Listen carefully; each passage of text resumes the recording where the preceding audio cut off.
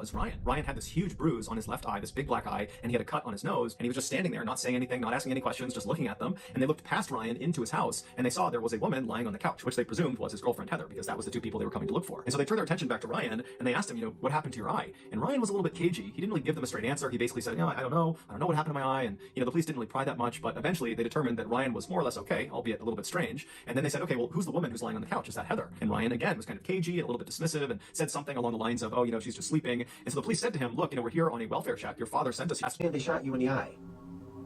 Okay? They shot you with a revolver in your eye. Yes. And that's Is it a BB gun? No, it was a real gun, man. It was just a revolver. If they shot you in the eye with a revolver, you wouldn't be talking to me right now. How do you know?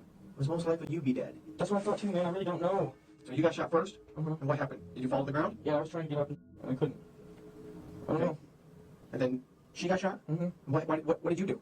Nothing. Did you call 911? Uh-uh. Did you see if she was alive?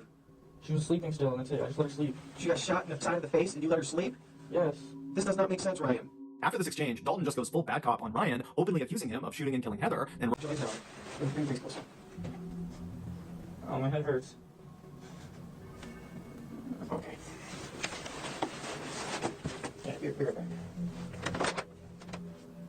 what Dalton had finally just discovered were 4 bullet holes in Ryan's face and head. Ryan had committed no crime. He was a victim the same way Heather was a victim, but somehow Ryan had survived the attack. On December 23rd, so 2 days before the skull, and so that was the 4th bullet hole, Ryan dropped to the ground. He was unconscious. They assumed he was dead. They managed to force the door the rest of the way open. They stepped inside. They stepped over Ryan's body, and they walked into the living room where Heather was cowering on the sofa, and Richie just immediately walked up, put a gun to her head, and fired a single shot. After she had fallen to the ground, the 2 men stole some things in the house and then fled the scene. They would ultimately get caught, and they're both currently serving life sentences. It's believed Heather died instantly from her gunshot wound, but Ryan didn't. At some point, maybe a couple of hours after he was shot, he woke up, but he had severe brain damage, and he wouldn't have known what was going on. He didn't really know what happened, and he saw his girlfriend Heather lying on the couch, but he thought she was just sleeping, and so he too went to his bedroom and he fell asleep. But the next morning, instead, they put him out in the cop car out front of the property, and he sat there with no medical intervention for 6 hours. And during those 6 hours, literally every second that went by, there was irreversible brain damage being caused because he had all this bleeding inside of his head that was causing brain damage. And so the clock was ticking as soon as they found him, and for hours and hours and hours, he got no care and was just getting worse and worse and worse. And so finally, he goes to the police station, and again, they do not give him any medical care. Instead, they interrogate him for almost 2 hours, even though he has 4 bullet holes on his face that apparently no one noticed or no one took seriously. But regardless, he spent those almost 2 more portion of his brain, but they also had to remove both of his eyes.